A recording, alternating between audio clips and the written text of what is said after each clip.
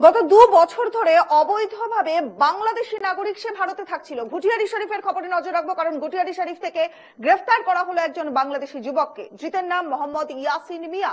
ইয়াসিন বাংলাদেশের কুমিল্লা জেলার বাসিন্দা। প্রায় 2 বছর ধরে অবৈধভাবে ভারতের ঘুটিয়ারি শরীফের দেওয়ানপাড়ায় একটি বাড়ি ভাড়া নিয়ে সে ছিল।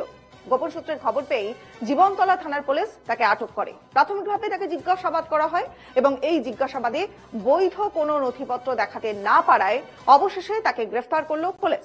কি কারণে সে ভারতে এসেছিল, কোনো অসাধু চক্রের সঙ্গে এই ইয়াসিনের যোগাযোগ ছিল কিনা, এই সমস্ত বিষয় খতিয়ে দেখছে পুলিশ।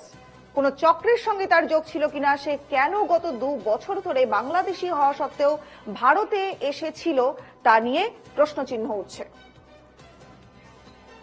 ফোন লাইনে আলমগীর মোল্লা আমাদের সঙ্গে রয়েছেন। আলমগীর, এই যে ব্যক্তিকে গতকালকে ধরা হলো, অবৈধভাবে সে 2 বছর ধরে ঘুটিয়ারি শরীফে বসবাস করছিল। একটা মানুষ 2 বছর ধরে একটা জায়গায় ভাড়া রয়েছে, সেখানকার আশেপাশের লোকজন কেউ বুঝতে পারেনি? পুলিশের তরফ থেকে এতদিন ধরে কিছু বোঝা সম্ভব হয়নি?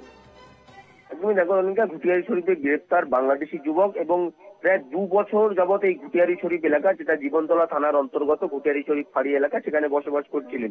পুলিশ গতকালই কিন্তু গোপন সূত্রের খবর পেয়ে সেখানে হানা দেয় এবং ওই যুবককে সেখান থেকে প্রথমে আটক করে তাকে জিজ্ঞাসাবাদ করে থানায় নিয়েছে। তার কাছ থেকে কোনো রকম কোনো নথিপত্র পাওয়া যায়নি, আধার কার্ড বা ভোটার কার্ড কিছুই তার কাছ থেকে পাওয়া যায়নি। অবশেষে তাকে জিজ্ঞাসাবাদ করে যখন জানা যায় তিনি বাংলাদেশের বাসিন্দা এবং সেই বাংলাদেশ থেকে তিনি প্রায় 2 বছর আগে বাংলাদেশের কুমিল্লা জেলা থেকে 2 বছর আগে অবৈধভাবে তিনি কিন্তু ওই ইন্ডিয়াতে ভারতে প্রবেশ করে এবং তিনি ওই ঘুটিয়ারি শরীফ এলাকায় সেখানে একটি বাড়ি ভাড়া নিয়ে সেখানে বসবাস করছিলেন।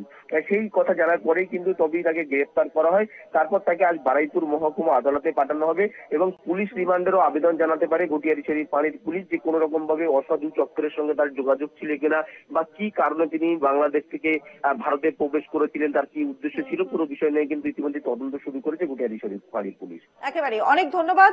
আলমগীর মোল্লা আমাদের সহকর্মী ছিলেন, এতক্ষণ আমাদের সঙ্গে বিস্তারিত জানাচ্ছিলেন। বৈধ কাগজপত্র না দেখাতে পারায় গ্রেফতার করা হলো বাংলাদেশি যুবককে। গত 2 বছর ধরে ঘুটিয়ারি শরীফে তিনি ছিলেন।